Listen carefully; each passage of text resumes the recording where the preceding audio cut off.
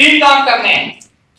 بیوی کے مسلم آپ کو پتا ہے, مجھے بھی پتا ہے, کامیابی کس نے دینی ہے؟ اللہ نے دینی ہے. کامیابی کس نے دینی ہے؟ اللہ نے دینی ہے.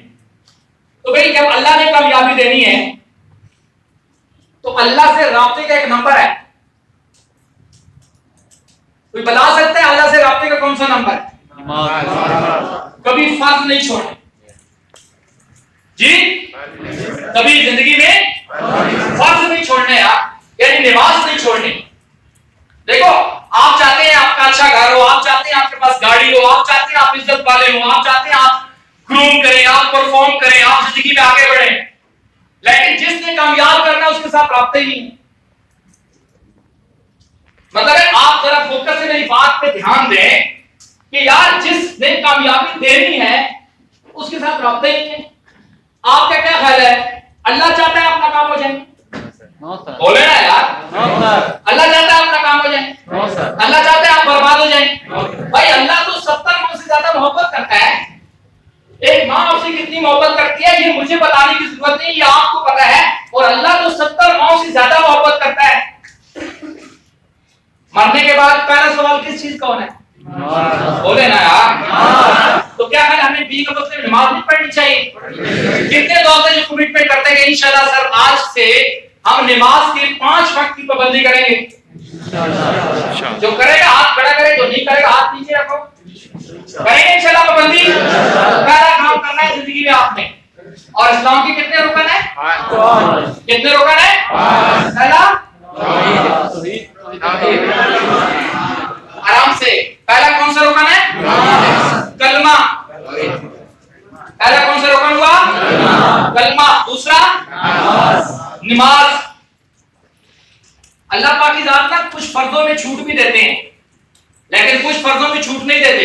جیسے نماز فرض ہے, نماز بیمار کے اوپر بھی فرض ہے, کمزور کے اوپر بھی فرض ہے, مرد کے اوپر بھی فرض ہے, جی عورت کے اوپر بھی فرض ہے, اور 7 سال کی عمر کے بچی کے اوپر بھی فرض ہے.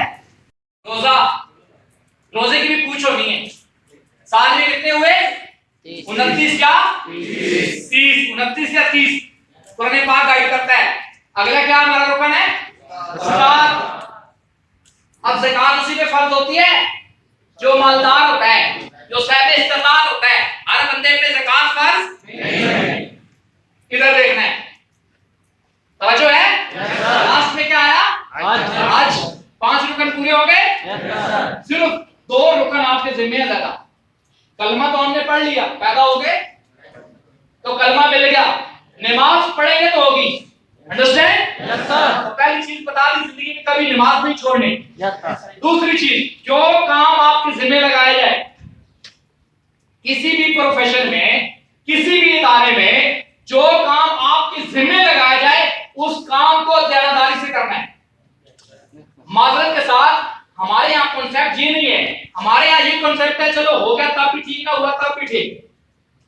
ہم اپنے کام کو دیانتداری سے نہیں کرتے, ہم اپنے کام کے ساتھ انصاف نہیں کرتے. جب ہم انصاف نہیں کرتے پھر کام ہمارے ساتھ انصاف نہیں کرتا. دوسرا کام, دیانتداری سے اپنے فرائض سر انجام دینے ہیں. جو بھی ڈیوٹی, جو بھی کام, جو بھی جس بھی پروفیشن میں آپ کے ذمہ جو کام لگایا جائے اس کو ایسا طریقے سے آپ نے کمپلیٹ کرنا ہے. انڈرسٹینڈ؟ اور تیسرا کام, ہمیشہ محنت پہ بلیو رکھنا ہے, محنت پہ یقین کرنا ہے, محنت کو کبھی نہیں چھوڑنا. کیونکہ ایک شاعر کہتا ہے تو محنت کر, محنت دا صلہ جانے تے خدا جانے. تو محنت کر, محنت دا صلہ جانے تے خدا جانے.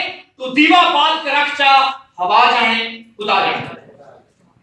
تو جب انسان محنت کرتا ہے تو اللہ پھل پھول لگاتا ہے نہیں لگاتا؟ بولے نا یار. ہر پھول اللہ نے لگانا ہے لیکن محنت کے بعد, پہلے نہیں. پہلے ہم یہ توقعات نہیں رکھ سکتے کہ بنا محنت کے کچھ ملے گا. محنت کریں گے تو کچھ ملے گا. انڈرسٹینڈ؟ بہت شکریہ جی.